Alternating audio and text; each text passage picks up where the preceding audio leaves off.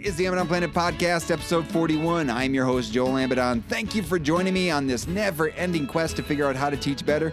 Today on the podcast is Dr. John Staley, coordinator of special projects in Baltimore County Public Schools, where his primary work involves supporting schools and continuous improvement process. He is also the former president of the National Council of Supervisors of Mathematics and is the current chair of the United States National Commission on Mathematics Instruction. You might be asking yourself, holy cow, Joel, how'd you get this guy on your podcast? Well, I met John this past summer when we were discussing his book, High School Mathematics Lessons to Explore, Understand, and Respond to Social Injustice, with his co-authors, Robert Berry, Basil Conway, and Brian Lawler. We did this series of discussions and also a culminating podcast for the Teaching Math Teaching podcast. We can put links to that in the show notes. But anyway, through that, we had some great discussions then, and I was just excited to see, all these things that John's involved in. And I just listed a fraction of them. He's going to share more. And I wanted John to come in and discuss with me the power of organizations, the power of professional organizations to help improve our teaching. Both as, participating within, but also leading within, right? And so, and contributing to them. And obviously he's done that. And so we're going to take a math education bent to all these discussions. We're both math educators. It's hard to, take it from a general perspective, but so definitely we're in this lane of math education. But the same can be said for any group that is looking to get better at teaching. There is an organization out there for you. So I just, lots of good stuff happened in this conversation. So thankful for the time that he gave to me in this conversation, and just glad to get to share it with you. So without further delay, here's my conversation with Dr. John Staley.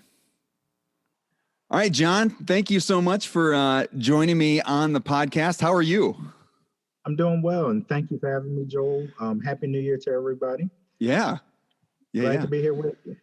Awesome. Yeah, it's been one of the highlights of the summer was in doing the summer book club on the high school math lessons to I've lost all the title, but high school math, understand and respond to social injustice. I know if I would have just taken a second, I could have gotten it, but yeah, it was, one of the things we did this summer for the Teaching Math Teaching podcast was to do that summer book club, in which we had a lot of chances to interact. And it's we've never had a chance to interact. I'm like, you know what? I like John, and I hadn't talked with him much before. So this is great that we get a chance to share this and on the podcast. So yeah, thanks for coming. All right. Thanks for having me again. Yeah. So can you provide just a brief introduction and maybe tell the story of your background as a teacher and a teacher of teachers? Well, I've been in education for over 30 years now. So I started back in 1987, teaching at a correctional facility, a juvenile correctional facility. So teaching young men between the ages of 12 and 18 who had been adjudicated. And so that was where I started learning how to be a teacher. I was in the middle of finishing up grad school at Temple University. We had professors like Rudnick and Krulik, who were heavy and connected to NCTM. And at that time, drafts of the first NCTM set of the not principles and standards, the curriculum evaluation document. Mm-hmm. The first one was sort of a book that we studied, and we studied drafts of it during our grad work. So that introduction to an organization at that time, NCTM was a part of it, but that introduction to learning about the teaching as I went through my grad school was a key part. Taught at the correctional facility for a few years, then left and went and worked as an actuary for a year. And within 2 weeks was like, no, I need to get back into teaching. So a year later, I went back into teaching. My wife and I relocated to the Maryland area, Oxon Hill, and I taught over at Yorktown High School in Arlington, Virginia for a couple of years. So taught at high school in Arlington, Virginia, then moved up to the Baltimore area, taught at a private school for a year, and then came and landed in Baltimore County, where I've been there for 27 years. So as a middle school teacher in Baltimore County, about half of my 5 years as a middle school teacher, 5 years as a high school teacher in Baltimore County. And so that takes up about 15 years. The private school, the correctional facility, the year off of teaching, and then those 10 years as a teacher in Baltimore County. And then I went into leadership role as a secondary math coordinator for 8 years there, and then the director of math pre-K to 12 for 6 years in Baltimore County. So I say that my teaching experience in the county, my teaching as a teacher, about 15 years of teaching, about 15 years in leadership roles, make up my sort of 30 years. In that capacity of being administrator, supporting schools, working with teachers, planning professional learnings, coordinating with our local universities that provide not only in-service type experiences for our current teaching workforce, but also pre-service. So as they work with forming their courses and their methods courses and things along those lines, math courses to enrich our grads, our teachers who go back to their universities to get their graduate degrees. So all kinds of partnerships and having that opportunity to teach on the university level at several of the universities in the Maryland area and also in Northern Virginia has allowed me to really have this feel for what do we need to do for mathematics education from a pre-K through 16 type perspective when you look at everything involved with teacher preparation, everything involved with just the work that teachers do, and helping support teachers in what they do to make mathematics better, more meaningful for more students. So work, I do those kind of things. I guess outside of work, I've been involved with several organizations, past president of NCSM, the Mathematics Education Leadership Organization. Just finished up being chair of the U.S. National Commission on Mathematics Instruction. So that commission really looks at international and math education from an international perspective and how that can inform our work here in the States and how we can help inform work of math education in international fields. So that, and then a variety of projects and task force and advisory boards throughout the year. So what I look at is if what I can do is help contribute. I'm here to serve. My whole role has been to serve in some capacity. I roll up my sleeves and I work beside doing this work of really improving mathematics for more students. And that's really been anybody's ever heard me talk, I mentioned my why, my granddaughter Bevelyn, and that's, I want math to be a good experience for her and any future grandchildren we might have. So that's really why I keep going at what I do. That's cool to see that purpose statement. And then if you do a quick Google search of you, John, like, I don't know if you ever do that, but I did just in prep for this and seeing all the different places that you can find your name and where you're involved in, and thinking about that purpose statement. And you can kind of see like, okay, all of these things, like what makes John tick, and you can see all these different things like, okay, there's the background to it. And it's pretty cool to see, again, all the different ways that you gotten involved in. It's almost like this. I mean, when you think about your whole story, it's almost, sorry, I went to Lion King, like circle of life. Like it's from the education, from taking someone through their math education, and even to thinking about how can they go back in and become a teacher and go back into the system and wanting to use that math education to help others get a math education. It's like, there you go. It's a cool story. Well, thank you, man. And that circle of life piece is all about what we see as our role and our purpose. I think I learned this. I don't know if, well, yes, this was by design. And I say by design, not my design, but by design, because starting off teaching in a correctional facility taught me a couple of key things. One is to be flexibility. The main important thing was teaching was all about the students, all about the young men that I had in front of me that helped them learn and grow, but just helped them mature as from boys, as youth, as 11, 12 years old to becoming young men when they step back out in the world. So it was about the students and about showing how much you care about them versus about me being so focused and so locked in on the mathematics. Mm-hmm. That helped me get a paycheck because that's what I was supposed to be doing with them. But really is this teaching is really a heart thing. It's about how do we really go about showing our students that we care enough about them as individuals to then go on and teach them the mathematics they need to learn. Yeah.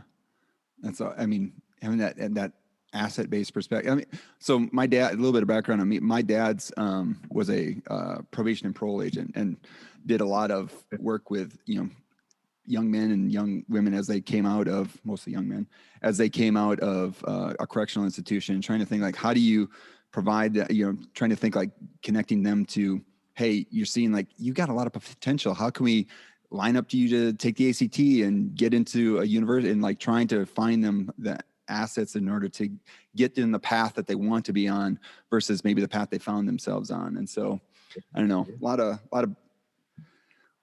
lot of thinking about that, and like from a young kid, and like trying to think like, what does that mean for us as educators, and trying to provide a good education for everybody.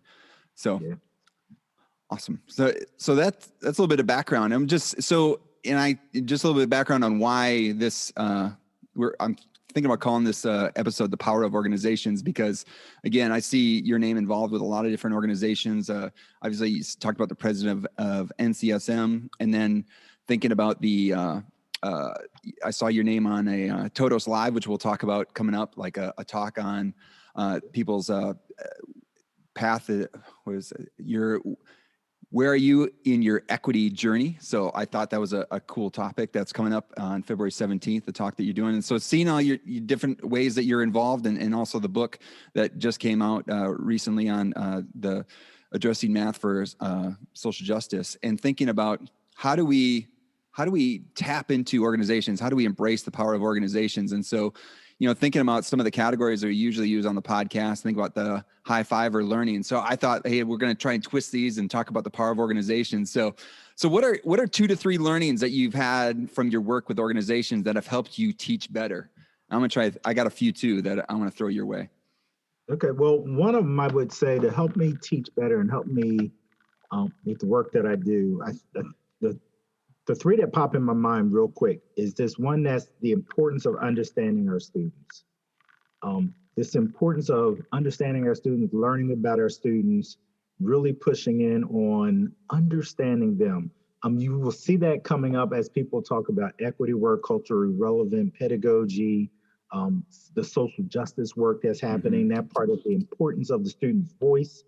But really it gets down to that importance of understanding our students. Thinking about being a teacher, when you are a teacher and you step into a school, what do you know about that school community? What do you know about the community of where the school is housed? How do you go about learning about your students so that you can learn about some of their lived experiences, so that you can learn how to activate prior knowledge, so that you can learn how to really connect to your students?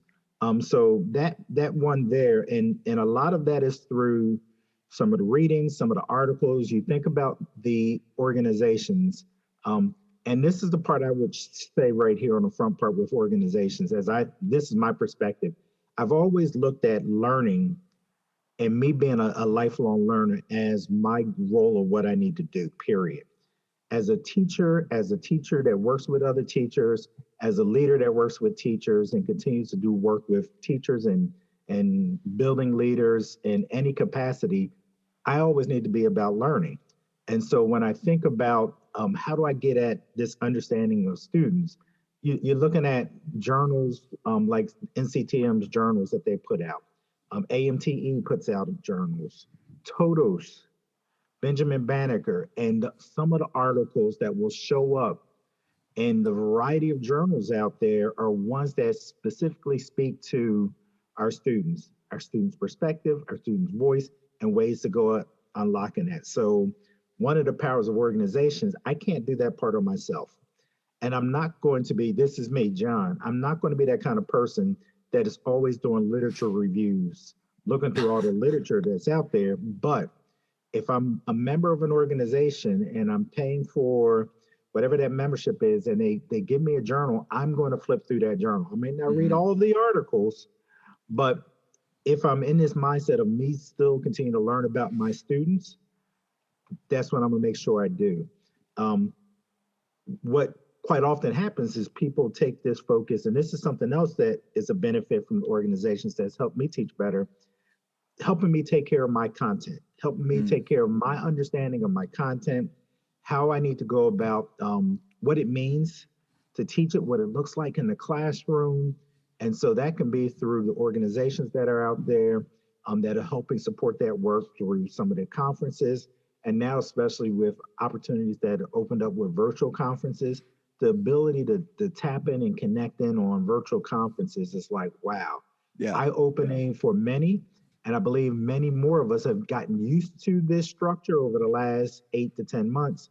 So therefore, I'm hoping that that's something that continues to move forward in the future, because now that opens up access for more people, Mm-hmm. people who can't travel, or it's prohibited for them to travel because they have to be in the classroom, or they have to, and they don't really have that kind of time to commit to it, family, or sometimes the finances. Man, that opens it up.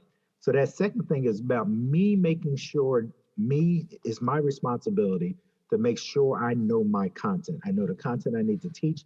I know the ways to teach it. I know how best to teach it for my to my students and for my students. The third thing is, how do I go about enhancing my instructional toolkit?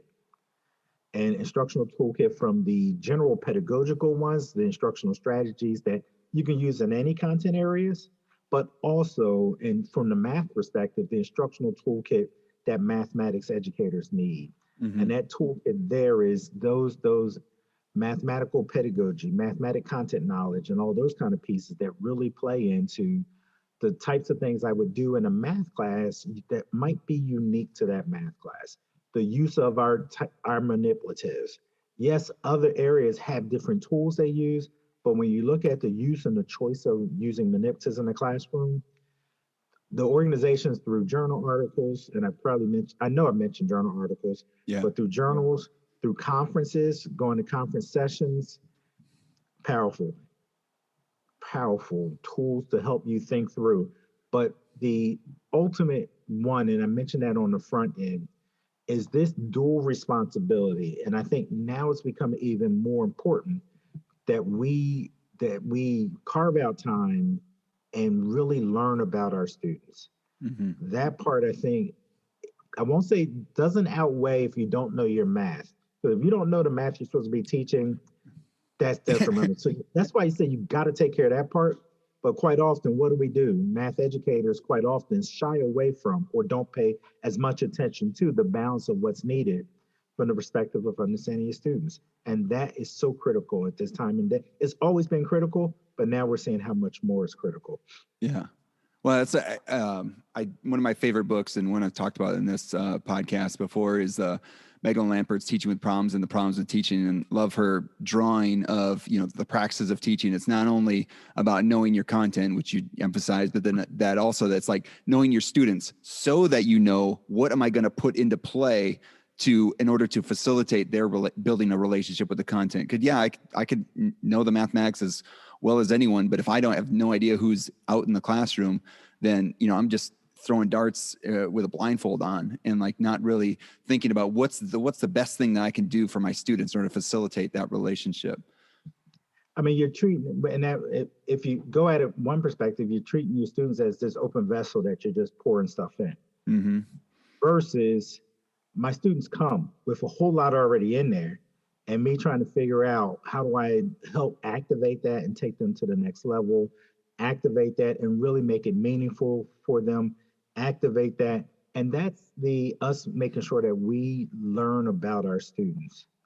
So I'll mention, I don't remember the name of the article, but I believe Robert Berry, who's the past president of NCTM, Mm-hmm. we've had a chance and opportunity to, when he was came to Maryland to speak when he was president, he came with one of his former grad students, one of his doctoral students, and they had written an article, I think it's The Lies I Tell Myself, something along those lines, where she's a white female, he's an African-American male, and she sort of was the lead on the writing of that article as they wrote that article together, telling her story about how when it came to learning about teaching fractions or learning about teaching decimals, yes, we dive in on that. We learn all the strategies we can.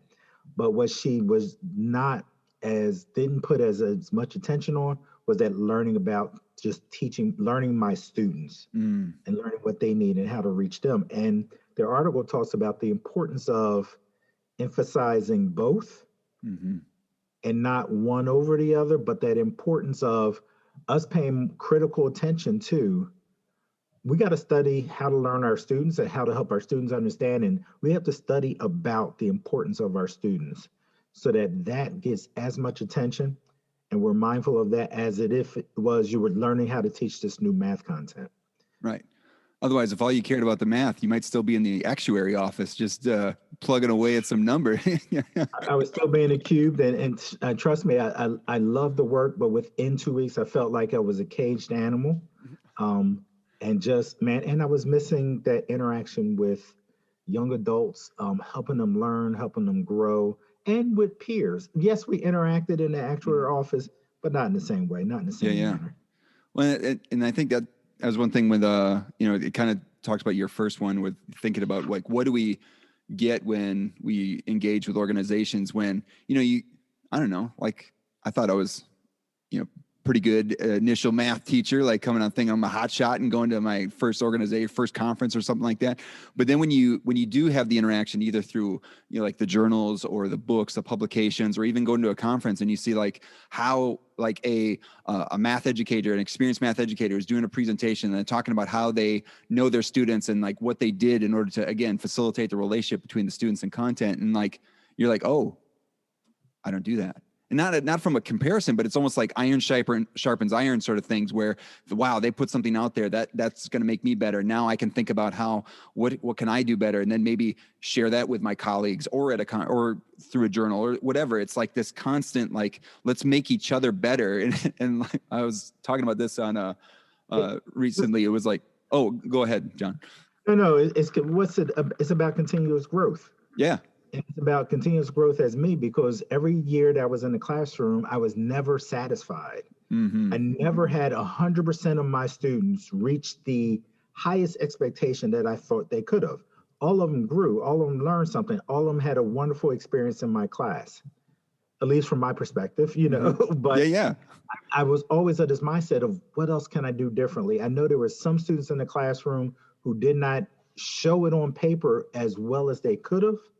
And I'm thinking, what else can I learn? What else can I do? So when you think about organizations, sometimes people think and focus on the national ones. Mm-hmm. But I would tell and offer to you to think about your state and your local organizations. Right. So if you've got a state affiliate, and maybe if they're not affiliate, just a state group that has pulled together, or a county group, or a district, or a school system group that has pulled together some learning types of experiences. They're a small microcosm of an organization.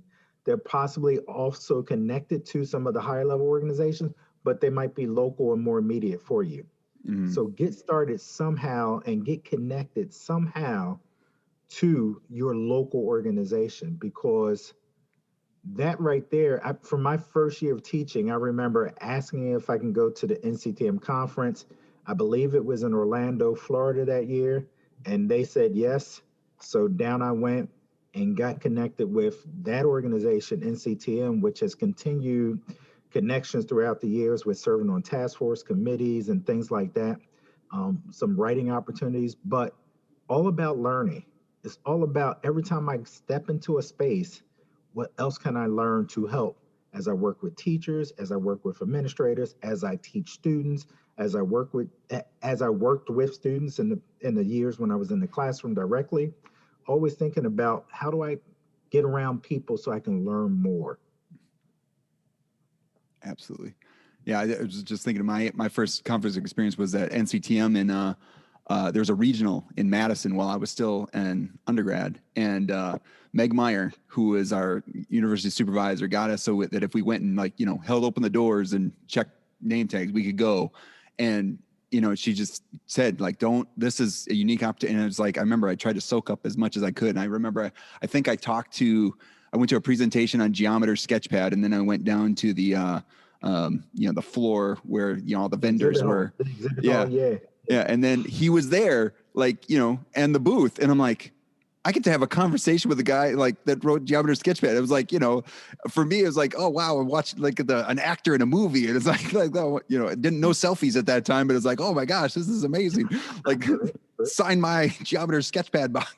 But it was so cool being able to talk to people like that, and that again, that chance to have those sorts of conversations and thinking about how do you take something like, what are some ideas you have, or like, because again, all trying to, well, and that's what's cool about it, is that it's a group of people. An organization is a group of people that are around something, like they're willing to talk and get real nerdy with you on some stuff. And like, how do we think about how to take this craft that we're doing and take it to the next level? And they get excited as you are, versus like,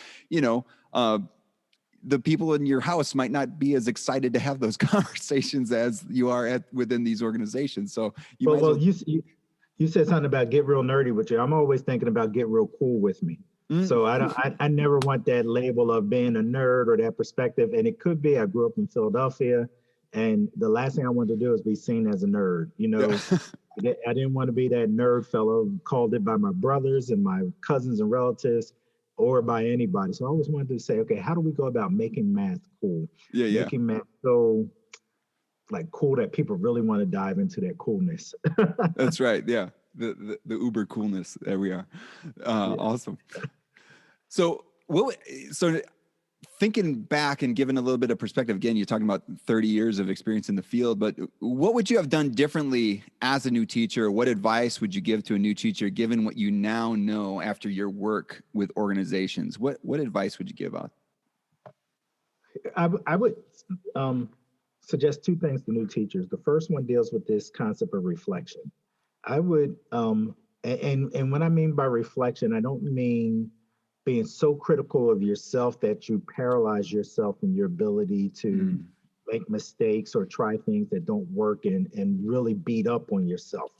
But I'm talking about reflection from a perspective of growth, perspective of how do I go about thinking critically about something I've done, I've attempted in the classroom, my classroom environment, the lessons and the structure I had to my lessons, how my students are performing. Thinking critically about all that, but not paralyzing yourself with this critiquing of yourself to this level of you got to be perfect in everything. So I would, if I was stepping back and beginning again, what I would do is I would get some kind of journal, 8.5 by 11 notebook, black composition notebook, and I would just put dates in it. And as I reflect on different things from my lessons, key lessons, observations, conferences, readings, I would record those reflections in one journal, and maybe now I would do it digitally. So I might have a thing that I could pull up on my phone. I would add my reflections in them, and I would just date it, and I would keep it running. And then I would continue to think through that process, and every now and then step back and look at some of my reflections and read through them. Because what you'll see is you will see your growth growing as you go throughout the years as teachers, and you will see things that you need to continue to learn about and work on just from so that the power of reflection, I believe, is one thing. New teachers, even experienced teachers, I would say it's not too late. Grab a journal, or open up something on your computer or on your phone where you will record your reflections. And don't beat up yourself about how frequently you do it. Just go about when you're prompted to do some reflection, boom. When something hits you and it's like this, aha, boom, jot something down. Don't go, I'm going to do a reflection every lesson. I'm going to do a reflection every day. Yeah. Because 3 days later, when you haven't done a reflection, you'll start beating up on yourself. That's right. And the ability to keep starting over and over and over and over, you might have the perseverance to do that now. But I'm going to tell you, there's things that all of us have probably tried. And after a couple of days of not really hitting it, we just sort of stop it. So this reflection I would do and not worry about your frequency, but just keep that journal there, jotting down some notes, no matter how you do it. The other part I would offer and suggest to new teachers and any teachers in the field who haven't really done this is get connected and be willing to serve. Joel, you mentioned as a grad student going to the Wisconsin State Conference for Mathematics educators. And what I've always looked for is those opportunities to go to or be engaged with groups, conferences, things along those lines, and be willing to serve. In this case, you said, okay, if you open up doors, maybe it's giving out badges, maybe it's stuffing bags, maybe it's hundreds of things that need help and support at conferences, hundreds of things that organizations need help and support with, not necessarily through conferences. So just think as easily and as the smaller microcosm of just your state organization that's real local, or your system organization that's real local to you, and how you can get involved. And it's something about that serving aspect that I've always taken to things, and the willingness to serve. And I've always had this mindset of let's roll up our sleeves and let's get this work done. Yeah. And that gives you opportunity. Sometimes you'll be serving beside, maybe it's the guy who wrote Geometry Sketchpad, maybe it's somebody who just wrote this book, just wrote this article, somebody you heard on the podcast, and you're both of there stuffing bags together or preparing something or handing out something. And you have that opportunity just to talk in natural. There are many people in mathematics education that are connected to the variety of organizations that do it so that they can be there to serve. And part of serving is sharing. Mm. And so if you get connected, if you don't get connected and you go about this teaching in isolation in your classroom, close my door, give me mine, and let me teach my four or whatever, 4 courses or 8 courses. I think your career is limited in the richness that it can really happen. And your students are limited in the access to you really growing and accessing others and bringing that into the classroom. So you're the president of NCSM. I'm just curious, like, what might have been the first thing you did serving in NCSM? Do you remember? The first thing totally off the cuff here. No. Hey, I understand that. So when you get elected, people start asking you, so what are you going to do? What are you going to do? What are you going to do? And 2 things came to mind at that time. One is, how do we help really shape the equity conversation? How do we really push in on equity and push in so that we are acknowledging some things that are happening, identifying actions and holding ourselves accountable? So really that part about equity and where were we as an organization? But I would say, where is anybody in their equity journey, their equity walk? But as you think about your understanding, because that's a growing area that I even had to go to, and NCSM as an organization, we pushed the limits on, not limits, but we pushed the boundaries on with growing and expanding some things around that time period. So that was the one thing. And the other part was to make sure our focus was on students. As the leadership organization, we sort of support those who work with teachers and support teachers in all different levels. But what we had as a mantra, had as a focus question, is how do we go about, how might we change the teaching and learning of mathematics to make it more meaningful, relevant, and accessible for more students? And so it was coming up with those 2 threads that would, those 2 statements that would make us think through what we were doing with our equity work and how do we push in on that, and then what we were doing as far as impacting the teaching and learning of mathematics in the field. So those were the 2 that were like, boom, this is what we got to go after. And we really hit and hammered what do we look like as an organization.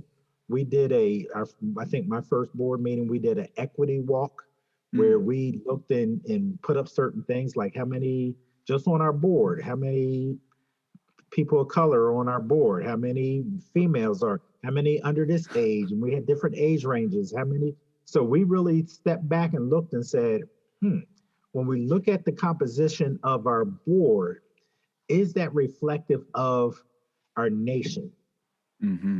Let alone, is it reflective of our membership? So our membership probably reflected more what our board looked like at that time, and did not reflect what the whole educational, what our students look like. Right. So it wasn't as diverse as it needed to be. And I think that's something they continue to push in on. And I think a lot of the math education boards, organizations have pushed in on their diversity and inclusiveness, helping people's voices be a part of their boards, part of their organizations, and going to the next level with really not just being a part, but being valued voice, where you see actions changing. You see some boards, organization, and I connect organizations to the board that helps lead the organization, but you see the work that they've done over the years, probably in the last 6, 7 years, that really pay some attention to, what do we look like? how do we make sure we engage and bring more members with diverse backgrounds, members who come with a diverse perspective into the body of our work? Do I see myself in your organization? Do Yeah. I see myself in the leadership of your organization? And if I don't, that's why I'm not part of that organization or want to be a part of that organization or will continue to be a part of that organization. Yeah. I mean, and maybe that gets right into I know this question I put up there is, what would be the major critique of organizations? What do they need to do better? I mean, it sounds like you brought that to the table right away when you took over as a NCSM president. But anything else that you had to add to that?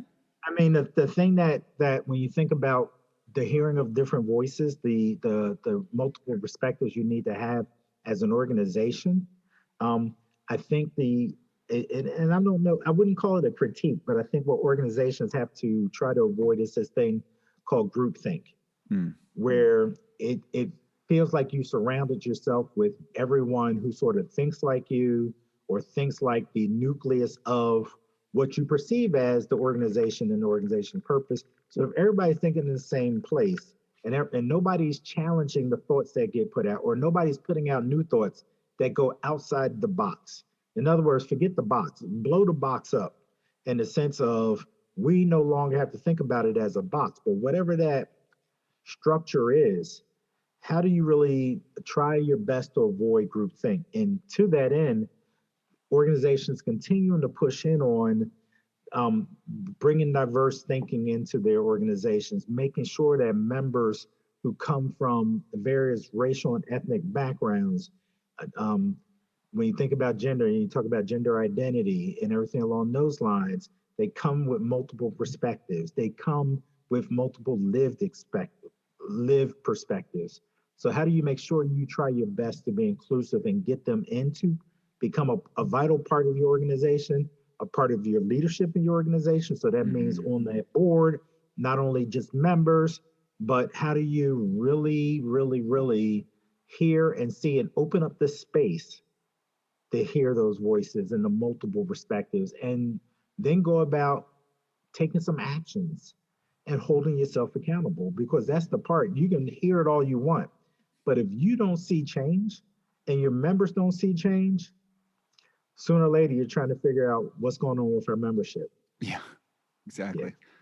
Well, I mean, that same sort of thing, we at AMTE, I was, for some reason, I was the associate vice president of marketing. And so it was a new position and we looked at like, what's our statement? Like, what do we stand for? And it was like, anyone that's associated with math teacher education could be a part of this organization. But then you looked at, like think about groupthink, like what are the assumptions like for how we did things? It was a lot like, oh, if you're in a tenure track research institution, professor, basically, like that was kind of like who was the organization aimed for. And like, how do we, that's not math teacher. That's not the math teacher education in all of its, all the different roles that you can hold down. When you think about the education I got from my clinical instructor, and like, that was probably the most powerful math teacher education I ever got. And like, are clinical instructors a part of this organization? Like, how do we get all these different roles and see how do we do it? And so one of the things we did was, do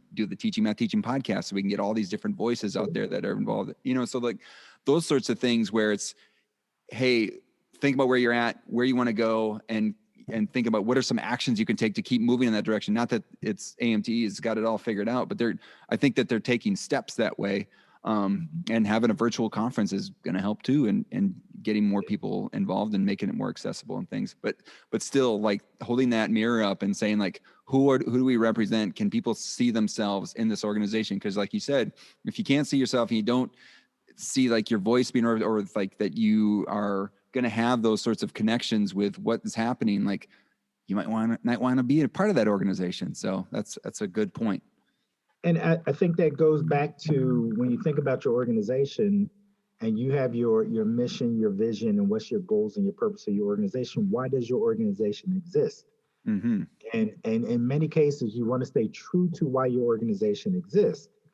But do you need to critically think about and critique your organization's foundational existence and recognize how it's been built and developed over years, and how it might need to shift and change.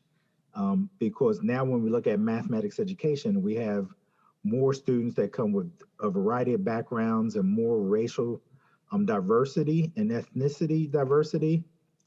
Many of our organizations were formed when that was not the case of our student bodies who were going after learning rich, high levels of mathematics K to 16.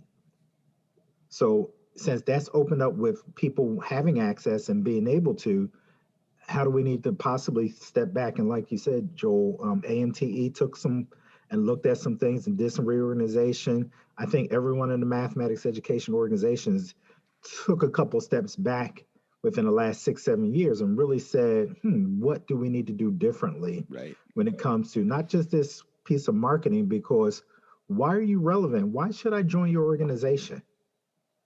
And it's not because I'm gonna get a journal twice a year or 3 times a year. Yeah. And it's not because I'm gonna go to a conference that I might not, if I gotta pay out of pocket, it could be costly. Yeah. But why do I want to be connected with anyone in that organization? And that's what we have to think about. I'm trading time. I'm trading a resource of my time and sometimes a resource of my money to be connected to an organization. And if that organization helps me grow and provides resources for me to help grow, that's the key. And if those, as you think about what the organizations do, and this is what I will put out to just everybody to sort of think about, many of the organizations provide free resources and paid for resources. Paid for resources in the sense of you have to be a member. So even if right now you're not a member of a AMTE, a NCTM, a NCSM, a TOTO, Savannah, a Women in Math Education, any of those organizations or others, dot, dot, dot. So I'm not saying I've listed all of them. Mm-hmm. But even if you're not a member of those organizations, look for what their free offerings are, because they're offering things that you can access that are free. It might be an article here and there. It might be a webinar. Access them and learn, because one of the things that I believe is the best thing a teacher could do is stay in the learning mode, stay in the learning posture, really be about learning, and do it through readings, do it through what you watch, what you might be able to see through live or virtual conferences or live or virtual presentations, and what you can listen to. So when you get a chance to hear a podcast and some of the book studies that y'all did over the summer, and y'all and the work you continue to do through this podcast, Joel and the team, powerful work for you just to be able to listen to. Mm-hmm. And then that piece of connecting. How do you connect to others that are going about improving their craft, improving the teaching and learning of mathematics, not for the individual selves, but for our students? And that's so critical. Yeah. So I got one more question for you, and you dropped a bunch of golden nuggets right there, but let's see what else. Maybe you got something else too planned. So what is the best thing you do to help your teaching, John? So part of it was that part about staying in a learning mode and posture. The first thing I was thinking about for that question was always continue to ask yourself, what else can I do for my students? What else can I do for my students? And so that's part of that reflection, but it's all of my students didn't do well on my last assessment, whatever it might have been, a formative assessment, a big assessment, a high stakes assessment, whichever assessment. All of my students did not do well on that assessment. What else can I do?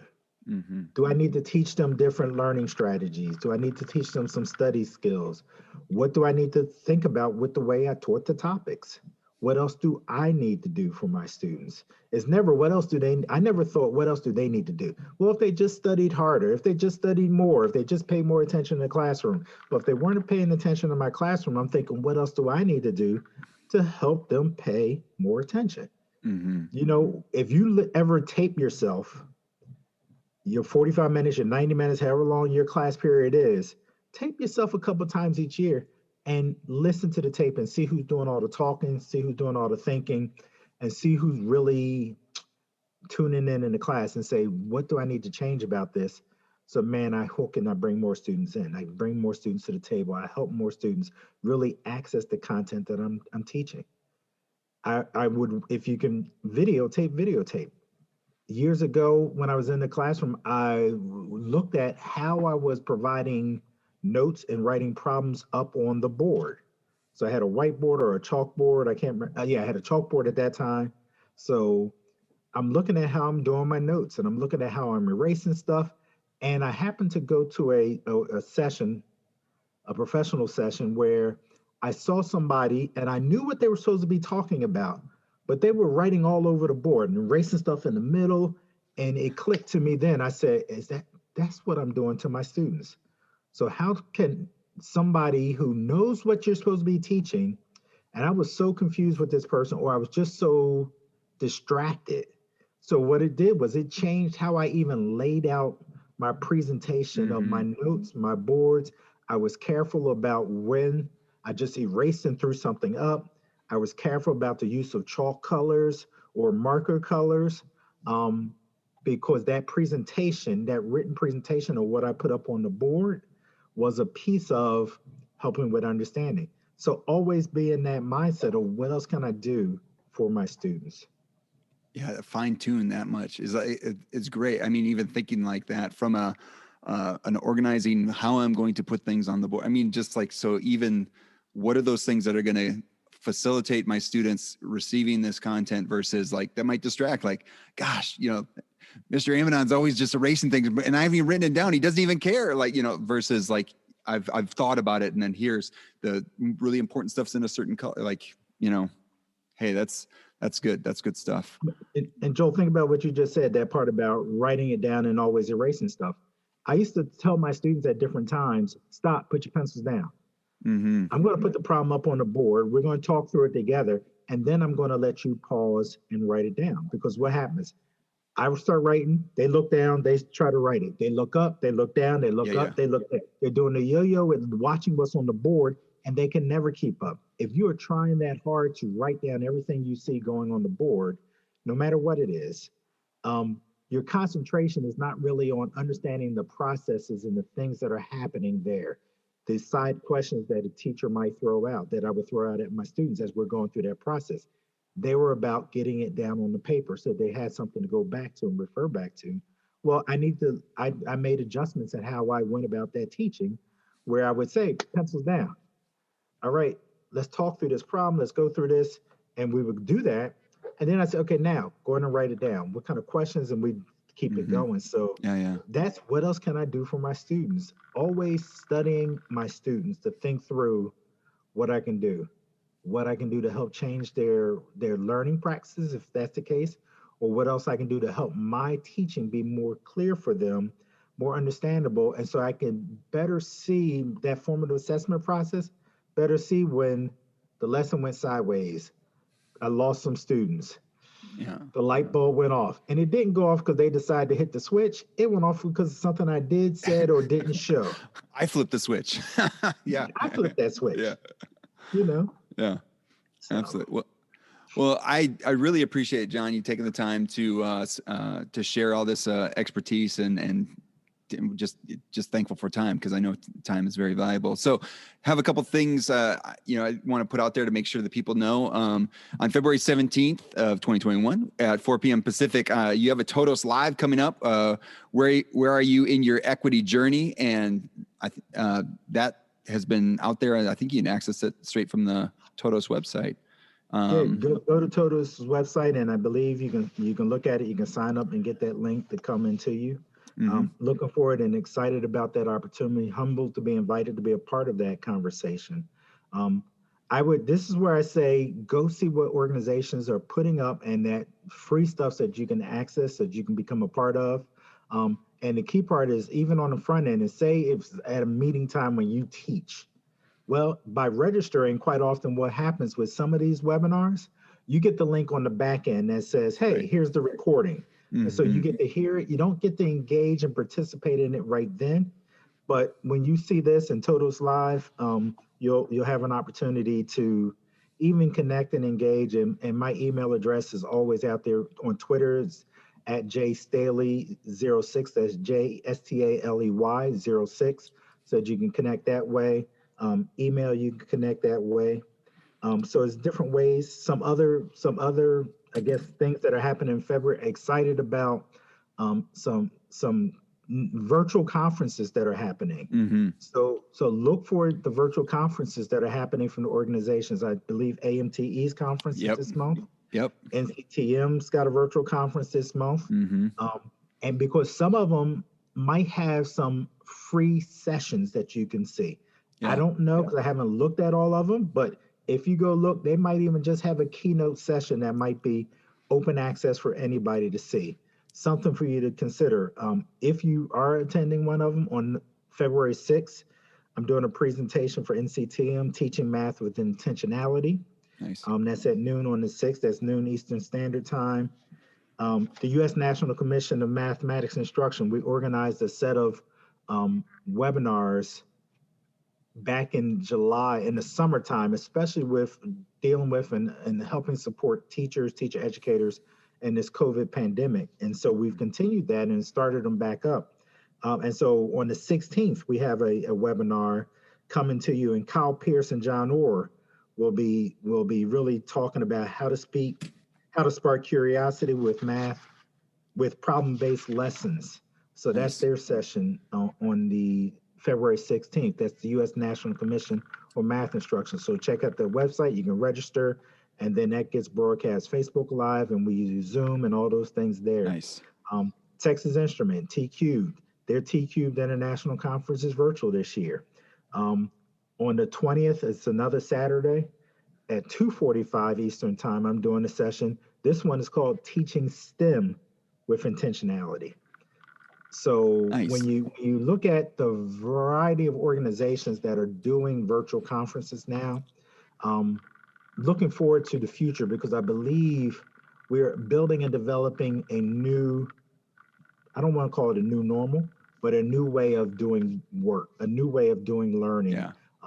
And this virtual space is giving us more access and opportunities to reach many, many more people. Yeah. And we'll have show notes for this episode. So all these dates and if there's links out there, I'll grab them and I'll put them on the show notes page, and we'll it's be on amazonplanet.com/episode 41. Also, I want to promote your book, High School Mathematics Lessons to Explore, Understand, and Respond to Social Injustice. They did with Robert Berry, Ryan Lawler, Conway. Yes. Conway. Yeah. Yes. And then and the real stars of the book about the teachers. Yeah. The teachers that submitted lessons, wrote lessons to go into the book. Just there would be no book if we didn't have their contributions. Yeah, and the free stuff that we talked about, like there's still some Facebook Live videos that you can access from our conversations from this summer. We'll put links to that as well, because I think it's like orange juice concentrate, how much value there is in that book. So I know I treasure it. So again, thank you so much, John. Thank you so much for your time. And we'll look forward to the next conversation. Joel, enjoyed being here. And just one quick, that high school book, if you think you like that, there's the early childhood version coming out. Mm-hmm. A grades 3 to 5 version, so pre-K to 2, 3 to 5, and a 6 to 8 version that will be coming out in the future. We're in the process of working on that now. There are teams of key writers writing the front pieces of the book, and but educators submitting lessons from all over the country that will be a part of those series of. So 3 new books coming out around that same topic of social justice and really dealing with that. So yeah. I heard some of the people that are involved in it. It'll be some good stuff coming out. So yeah, pay attention to those books.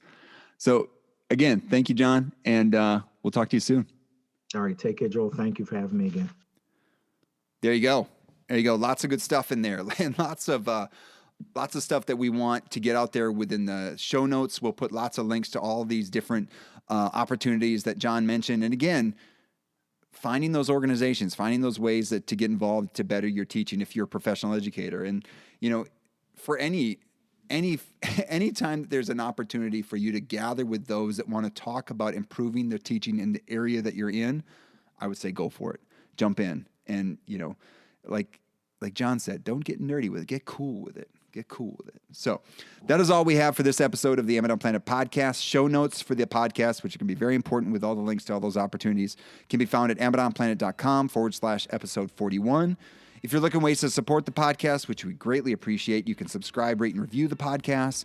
Subscribe to the Amazon Planet download, which contains teaching resources and updates from Amazon Planet. Links to subscribe can be found at amazonplanet.com. You can follow at Amazon Planet on Instagram, Twitter, LinkedIn, or like the Amazon Planet Facebook page. You can also check out the Amazon Planet store or Amazon Planet bookshop. Links can be found in the footer at amazonplanet.com, where your purchases support the production costs of the podcast. So again, thank you for listening to this episode of the Amazon Planet podcast. Thanks to John Staley for sharing his time and expertise. Thanks to Matt Mifflin, as always, for the music in this episode. And finally, thank you to all of you out there who are seeking to teach better and be the good in the world by investing in the lives of others. This world is a better place because you have decided to use the gifts you've been given to serve others. Thank you for all that you do. Peace.